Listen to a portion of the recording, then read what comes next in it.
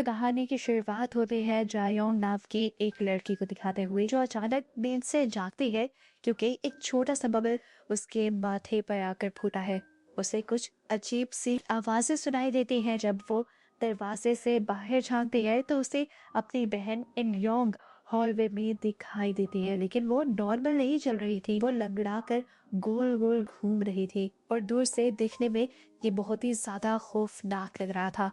तब जायोन डर गई क्योंकि उसे लगा ये कोई शैतान है या कोई दूसरी एंटिटी, लेकिन ये जानकर भी उसे आराम नहीं मिला कि ये उसकी बहन थी, क्योंकि खौफनाक तरीके से उसकी बहन ने ही उसके ऊपर हमला कर दिया था। वो उसके ऊपर बैठकर उसका गला घोटने लग जाती है और अजीब डरावनी हंसी हंसने लगती है। वो तड़पती है और एक झटके से उसकी नींद खुल जाती है और तब जाकर उसे रियलाइज होता है कि ये बस उसका एक बुरा ख्वाब था। हम देखते हैं कि यहाँ पर उसके स्टेप सिस्टर उसे रिलैक्स करने की कोशिश कर रही थी। जल्द ही हमें ये भी पता चल जाता है कि जायोंग एक सुपर नेचुरल क्लब का हिस्सा है। वो अपने दोस्तों के साथ एक वीडियो कॉल पर बात करती है जिसका लीडर जियो नाम का एक लड़का है। जियो एक यूट्यूब कॉन्टेस्ट को लेकर बहुत ही ज्यादा एक्साइटेड है जिसमें जीतने वाले को $50,000 मिलने वाले हैं। वो प्लान बनाते हैं कि वो लोग एक फेक हॉरर डॉक्यूमेंट्री बनाएंगे जिसमें वो एक खतरनाक रिचुअल यानी किसी एंटिटी को बुलाने का नाटक करेंगे, जिसके लिए ये लोग एक सुनसान बिल्डिंग में जाने का फैसला करते हैं। और इस बिल्डिंग के बारे में पहले से ही बहुत सी कहानियां ये भी मशहूर है कि इस बिल्डिंग में जो कोई भी जाता है वो गायब हो जाता है। बाकी दोस्त थोड़े डाउट में थे कि उन्हें ये करना भी चाहिए या नहीं, लेकिन पैसे के चक्कर में सभी मान जाते हैं। जायोंग अपनी स्टेप सिस्टर को भी इनवाइट करती है। वो थोड़ी देर पोक है लेकिन फिर भी जायोंग की वजह से मान जाती है और इस तरह इनके ग्रुप के लोग पूरे हो जाते हैं। वो लोग लोकेशन पर पहुंच जाते हैं जो एक पुरानी बिल्डिंग की बेसमेंट है और बहुत ही डरावनी है ये जगह। कमरे के बिल्कुल दरमियान में काले और गंदे पानी का एक बहुत बड़ा सा टैंक रखा हुआ है। जी हो, इस गंदे टैंक की हिस्ट्री बताता है कि पुराने जमाने में यहाँ पर पानी प्रोसेस किया जाता था और माना जाता है कि यहाँ पर बहुत सी सोल्स कैद हैं जो इस रिजर्वर में खींची चली गई थी।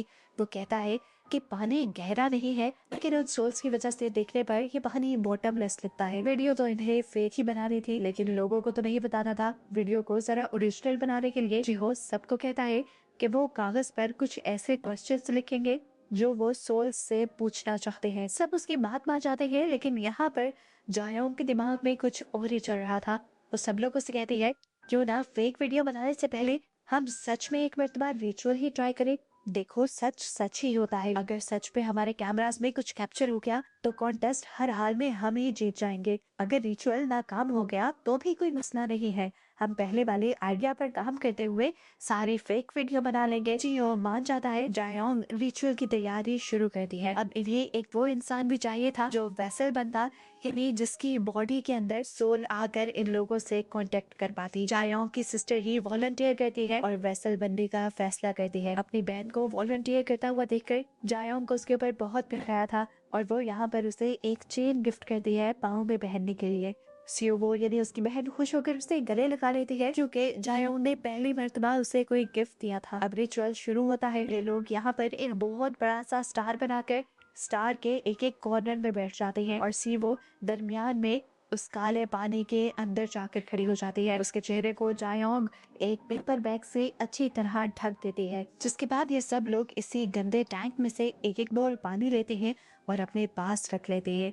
इस रिचुअल के रूल्स बहुत ही ज्यादा सख्त है। इस रिचुअल को खत्म करने के लिए जिस सोल को इन्होंने रिचुअल के अंदर बुलाया होगा उससे इन्हें बुलवाना होगा प्लीज लीव, और उसके बाद ही सीवो के चेहरे से वो बैग हटाना होगा जो इस टाइम उसके चेहरे पर था। और इस दौरान कोई भी रिचुअल वाले स्टार से बाहर नहीं निकल सकता। पहले पहले तो ऐसा कुछ भी नहीं होता, सब बोर होने लग जाते हैं और इन्हें ये भी लगने लगता है कि रिचुअल फेल हो गया है। लेकिन तभी अचानक सीवो के सर के ऊपर एक बबल टकराता है। अचानक कमरे में जोर जोर से थपथपाने की आवाजें आने लगती हैं, लाइट्स फ्लिकर करती हैं और सीवो का जिस्म भी अजीब तरीके से मुड़ने लगता है जैसे उसकी हड्डियां टूट रही हो।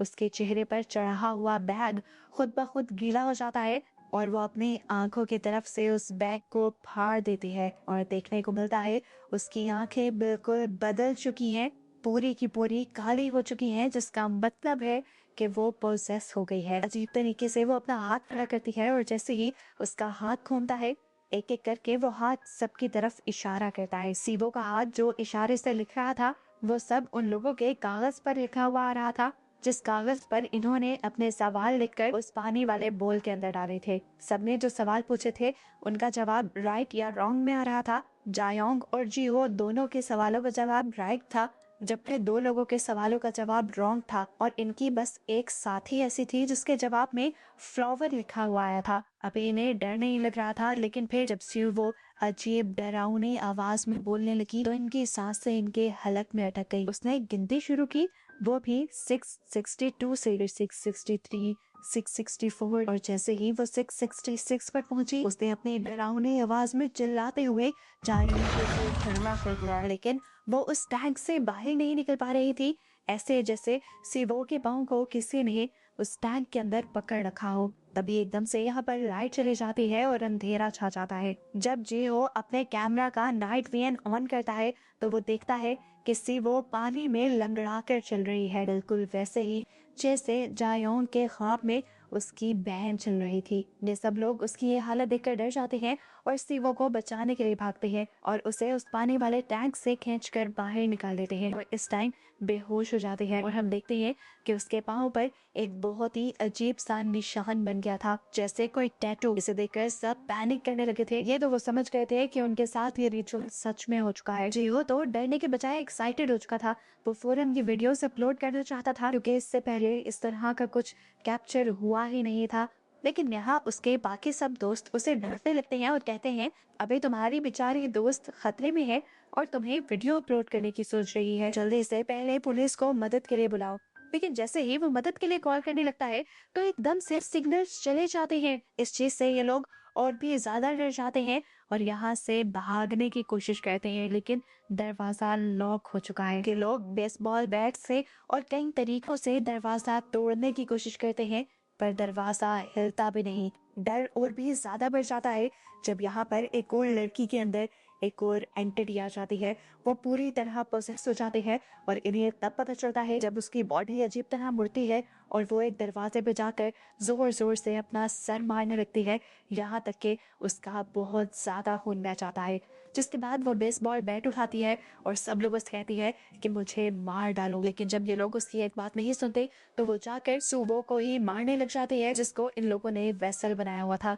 सियोको को बचाने के लिए सब लोग उसे रोकने लग जाते हैं और आखिर सिचुएशन कंट्रोल करने के लिए जी वो डर के मारे बेसबॉल बैट उठाकर उसके सर पर मार ही देता है। आखिर वो लड़की मर जाती है और सारे शौक से जीहो को देखते रहते हैं। जीहो कहता है मैंने सब जानबूझकर नहीं किया, पर यहाँ जीहो के साथी को पता चल जाता है कि वो झूठ बोल रहा था, क्योंकि उसने मरी हुई लड़की की चिट पर से सवाल पढ़ लिया था जो उसे सोल से पूछना था। सवाल ये था कि क्या मैं जीहो से बच पाऊंगी या नहीं। सोल ने ना का जवाब दिया था। अब इस सवाल के पीछे का राज हमें पता चलता है कि असल में उस लड़की का अपने टीचर के साथ अफेयर था और जब जीहो को ये बात पता चली तो जीहो ने उन दोनों की वीडियो बना ली और वो ज्यादातर उसी लड़की को ब्लैकमेल करने लगा। और आखिर जब वो लड़की उसकी ब्लैकमेलिंग से तंग आ गई तो उसने उल्टा जीहो को ही ब्लैकमेल करना शुरू कर दिया और कहा कि तुम्हारी वो वीडियो जो तुमने हमारी बनाई है वो भी मेरे पास है और सारे चैट भी मेरे पास है। अब मैं पुलिस में जाकर तुम्हारी कंप्लेन कर दूंगी। पुलिस मेरी वीडियो भी डिलीट कर देगी, सच सामने भी नहीं आने देगी और तुम फंस जाओगे। इसीलिए उस दिन के बाद से जीहो उस लड़की के पीछे पड़ गया था। सेज दोबारा प्रेजेंट में आते हैं जहाँ जीहो सभी लोगों को ये यकीन दिलाने की कोशिश कर रहा है कि मैं इनोसेंट हूँ। तभी अचानक यहाँ की लाइट्स फट जाती है और अंधेरे में जीहो गायब हो जाता है। जब लाइट्स वापस आई तो जीहो एक चाकू लेकर बैठा हुआ था, बिल्कुल पागलों की तरह। अचानक ही वो अपने साथी के ऊपर हमला कर देता है, जिस हमले से तो ये लोग उस साथी को बचा लेते हैं, जिसके बाद सब मिलकर जीहो को रस्सी से बांध देते हैं। इन्होंने तो यहाँ पर एक रसल बनाया था, लेकिन यहाँ हर कोई प्रोसेस क्यों होता जा रहा था। जायाओं को ये सब जब गलत लगता है तो वो दोबारा रिचुअल वाली बुक को पढ़ने लगती है और उससे रियलाइज होता है कि उन्होंने ये रिचुअल सही से खत्म नहीं किया। उन्होंने एक बहुत बड़ी गड़बड़ी कर दी थी, इस रिचुअल के रूल्स तोड़ दिए थे और सोल से ये नहीं बुलवाया था प्लीज लीव। वो डिसाइड करते हैं कि जान बचाने के लिए उन्हें रिचुअल फिर से करना होगा। पर अब मसला ये था कि जायोंग की बहन मर चुकी थी उस लड़की के हमले की वजह से। ये लोग अब उसकी लाश को ही अंदर खड़ा कर देते हैं और एकदम से वो जिंदा भी हो जाती है और जिंदा होते ही वो उस लड़की की लाश की तरफ इशारा करती है जिसने उसे मारा था और फिर बाकियों की तरफ इशारा करती है। ऐसा लगता है कि सब ठीक होने लगा है क्योंकि पहले की तरह रिचुअल चल रहा था। जिस तरह पहले सोवो ने सबके ऊपर इशारा किया था, अभी भी सब वैसा ही चल रहा था। एक एक करके सब लोग अब रूल्स के मुताबिक इस सर्कल से बाहर निकल रहे थे और अचानक यहाँ पर सबके फोन्स बजने लगते हैं, जिसका मतलब था कि सिग्नल्स वापस आ गए हैं और वो लोग पुलिस को कॉल कर सकते हैं। ये लोग तो पुलिस को कॉल करने लग जाते हैं, लेकिन वो लड़का जो अभी अभी जीहो के हमले से बचा था, वो जायोंग को मैसेज करके अपने दिल की बात कहता है। जायोंग और दोनों को लग रहा था कि उनका अच्छा वक्त शुरू होने वाला है, और वो नहीं जानते थे कि यही उनका सबसे बुरा वक्त होगा। उनकी यहाँ पर जलाई हुई सारी कैंडल्स और लाइट्स दोबारा से बुझ जाती है। लाइट जब वापस आई तो दिखाया गया कि जीहो अपनी रस्सियां खोल चुका है। वो पोजेस हुए अंदाज में आगे बढ़ता है और किसी ट्रांस में चाकू लेते हुए अपना गला काट लेता है। यहाँ पर हमें पता चलता है कि ये लोग जो जो अपना सवाल पूछ रहे थे उसके पूरा होते ही ये लोग मरते जा रहे थे। हमें पता चला कि जीहो ने सवाल पूछा था कि क्या उसकी वीडियो के ऊपर 1 मिलियन व्यूज आ जाएंगे। जीहो के साथी ने जब फोन चेक किया तो उन्हें पता चला कि 1 मिलियन व्यूज आ चुके थे, वीडियो वायरल हो चुकी थी और प्रोफेसर सच होने के बाद जीहो इसीलिए मर गया था। अब तो डर इनको पागल कर देता है। ये लोग सोचते हैं इन्होंने रिचुअल किया ही क्यों। जैसे जैसे वो प्रोफेसी सच होगी ये लोग मरते जाएंगे। वो लड़की जिसको अपने सवाल के जवाब में फ्लावर लिखा हुआ मिला था, वो जल्दी से दरवाजे की तरफ भागती है और मदद के लिए चिल्लाती है। और यहाँ देखने को मिलता है कि कोई ना दिखने वाली ताकत उसका गला घोटने लग जाती है। गला दबाने के बाद वही एंटिटी उसे हवा में उठाकर पानी में फेंक देती है। बाकी लोग उसे बचाने की कोशिश करते हैं, लेकिन एंटिटी ने अभी भी उसके सर को पानी में डुबा कर रखा हुआ था। ये लोग उसका सर बाहर नहीं निकाल पाते और उसे बचा नहीं पाते। देखने को मिला कि उसके चिट के ऊपर फ्लावर के साथ फ्यूनरल लिखा हुआ आ गया था, यानी फ्यूनरल फ्लावर की बात हो रही थी। यहाँ पर वो फूल जो मौत पर रखे जाते थे। प्रोफेसर ये थी कि यहाँ पर इस लड़की की मौत हो जाएगी।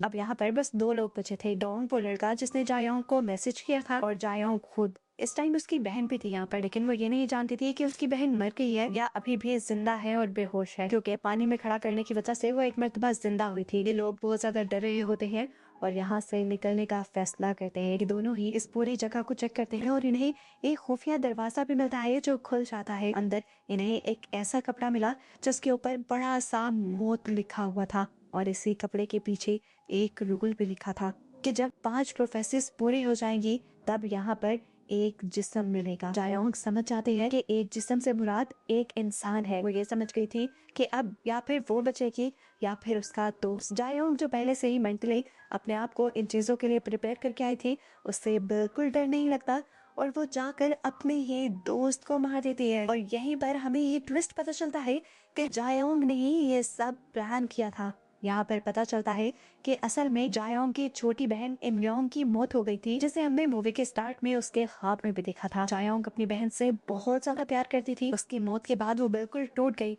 और उसके डैड ने भी उसका ख्याल नहीं किया। वो भी दूसरी शादी कराई और यहाँ पर उसे अपनी एक स्टेप सिस्टर मिली, लेकिन उसने अपने स्टेप सिस्टर से कभी प्यार नहीं किया था। वो सिर्फ अपनी पहले वाली बहन को ही वापस लाना चाहती थी। और तब उसे पता चला इस रिचुअल के बारे में।